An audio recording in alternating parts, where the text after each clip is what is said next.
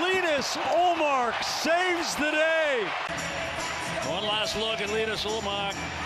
It was a pretty good move. Updrive had him go. You ever seen a goalie score a goal? Like actually rip it the length of the ice and bury it? It's one of those rare hockey miracles, like a solar eclipse or a referee admitting they blew the call. As of now, there have only been 20 of these things in NHL history. 17 goalies, that's it, out of thousands who've strapped on pads. And the Sabres play it back down to the Penguin zone. Nedeljkovic is going to go for the empty net. He's got a chance. Alex Nedeljkovic scores! When it happens, the crowd loses it. Teammates go nuts. The other goalie? Well, they probably stare at the ceiling and question life choices. Let's walk through the greatest ones, the legends, the lunatics, and the absolute snipes from the unlikeliest players on the ice. Ron Hextall, the revolutionary. All right, we got to start with the man himself, Ron frickin' Hextall. December 8th, 1987, Flyers versus Bruins, empty net. You can already feel the setup. Hextall kneels, corrals the puck, stands tall, and fires. The thing sails down the ice, takes a little hop near the blue line, and slides right in. Clean, deliberate, legendary. He wasn't guessing, he planned this. He said during that season that if the Flyers had a 2-goal lead and the net was empty, he'd go for it. Yeah, I've gotten quite a few, but they seem to be trying to dump it in soft in the corner, and I don't like when they do that. Well, I think we felt we had momentum after the second game, and they came and they beat us. And Dave Poulin, as a captain, said to us, after we won this our second game, the man had a game plan to score as a goalie. Who does that? When it finally happened, the Flyers went nuts. Players jumped him like he'd just scored the cup winner. You could hear the fans' disbelief through the TV broadcast. You have to remember, no one had ever done this before. There had been goalie goals before, sure, but only by accident. Deflections, weird own goals. Hextall shot it on purpose. He turned the position into part-time sniper duty. And every goalie watching at home thought, wait, we can do that? Ron Hextall again, because once wasn't enough. Fast forward to April 1989, playoffs. Flyers versus Capitals, stakes high.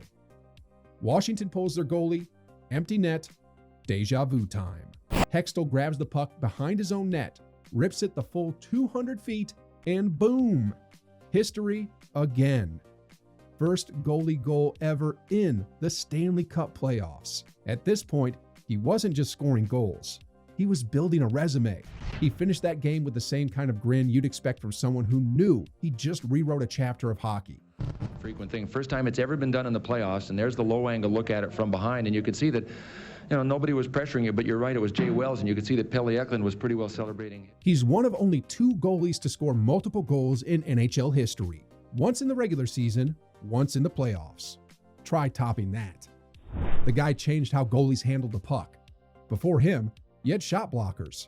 After him, you had puck-moving weapons. He was the prototype for Brodeur, for Rene, for every modern goalie who dares to dream. And the wild part, he told everyone he was gonna do it. And then he did it. Twice. Martin Brodeur, the maestro. Now, if Hextall invented it, Martin Brodeur perfected it. Game 1, 1997 Eastern Quarterfinals. Devils versus Canadiens. Montreal pulls their goalie late, desperate for a comeback. Brodeur gets the puck behind his net. You already know where this is going. He sees daylight, winds up, and launches. The puck glides, smooth, unstoppable, right into the Canadiens' empty net. Another playoff goalie goal, only the second in history.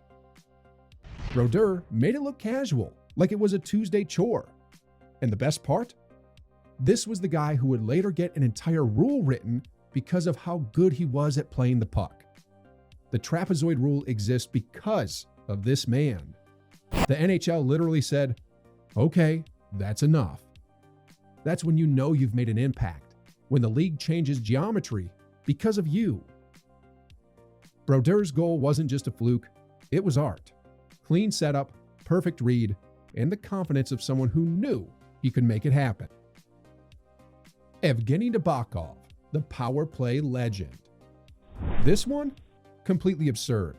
Evgeny Nabokov, San Jose Sharks, March 10th, 2002.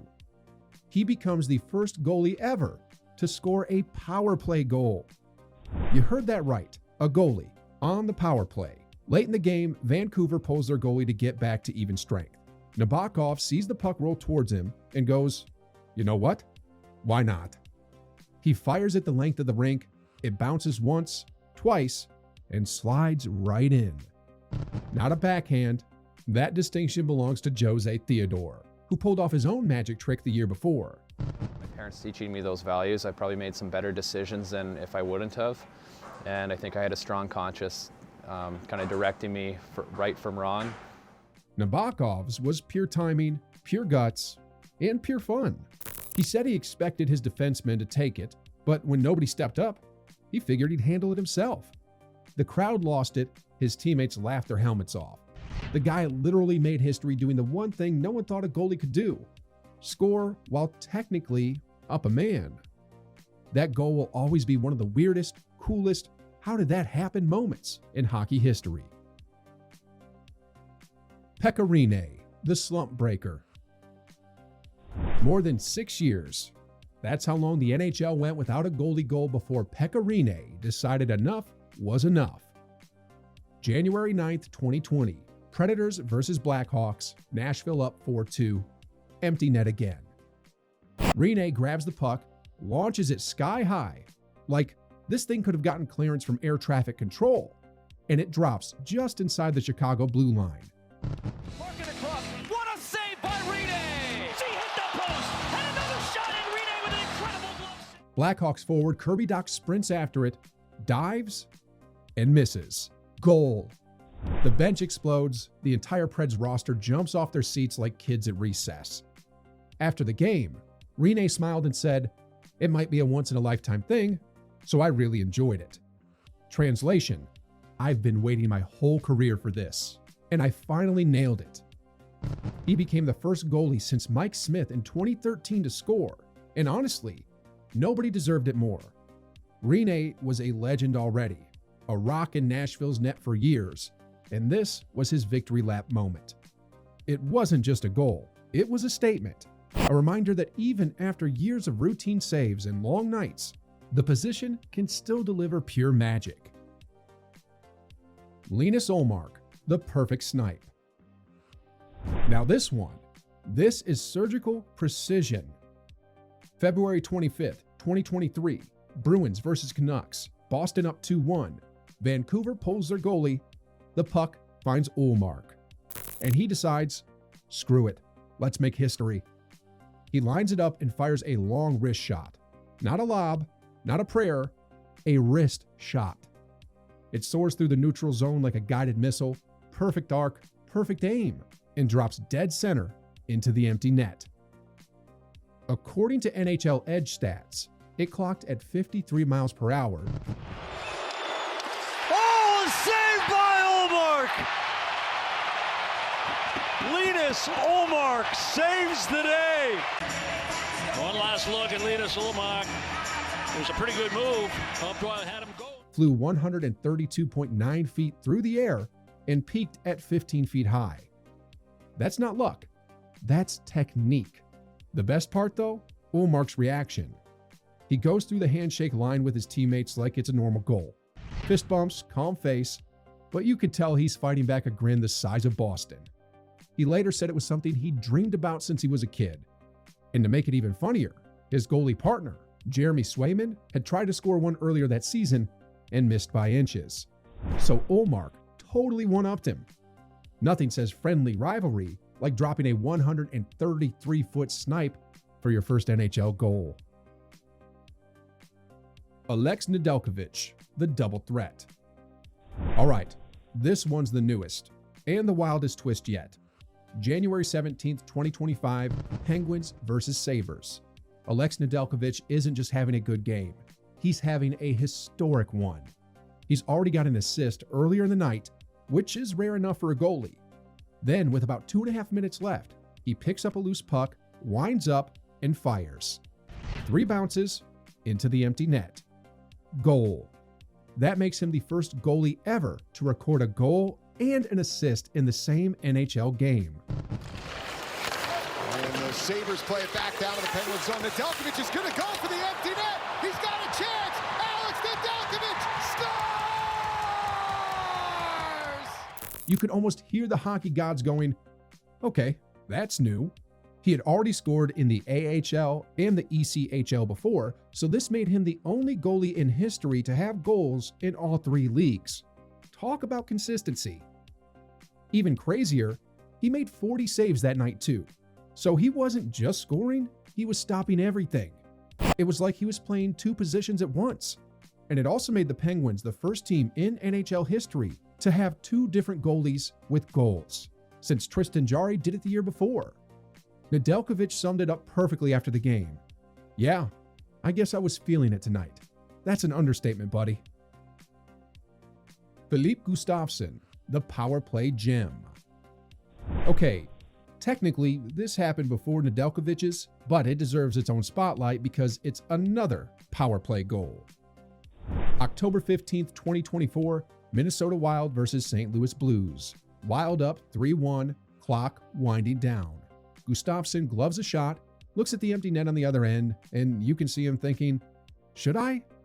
Yeah, I should. He drops the puck, fires it, and sends it sailing. 8 seconds left. Boom. Right in. What makes this one extra fun is that it wasn't even spontaneous.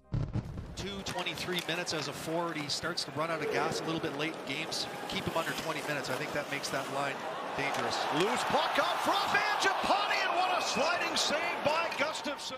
He literally talked about it during the timeout with Marc-Andre Fleury, who told him, we're up 2, go for it. So when the chance came, he did exactly that. Afterward, he joked that maybe he had extra powers that night, since the puck flew higher than anything he'd ever done in practice. The bench reaction? Pure chaos. Guys were screaming, laughing, chasing him down like he'd scored in overtime. And why not? Power play goalie goals are unicorns. Only 3 have ever happened.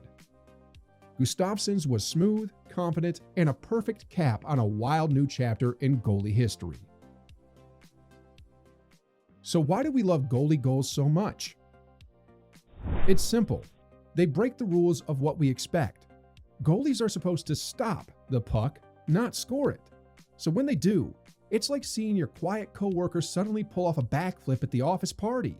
You didn't know they had it in them, and now you're cheering louder than you have in years. Every one of these goals has the same magic formula: risk, chaos, and disbelief.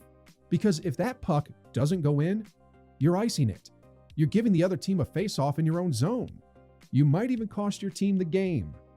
But when it does go in, it's hockey poetry. The crowd erupts, the goalie pumps his fist, the bench loses control. And the other goalie, he probably shakes his head thinking, man, this night just got worse. There's something pure about that. No arrogance, no choreography. Just one perfect moment where the guy least expected to score becomes the hero. The legacy of the goalie goal. From Hextall swagger to Ullmark's swipe, from Nabokov's power play luck to Nedeljkovic's record-setting night, these goals remind us why we love the game. Hockey's fast, physical, and unpredictable, but it's also human.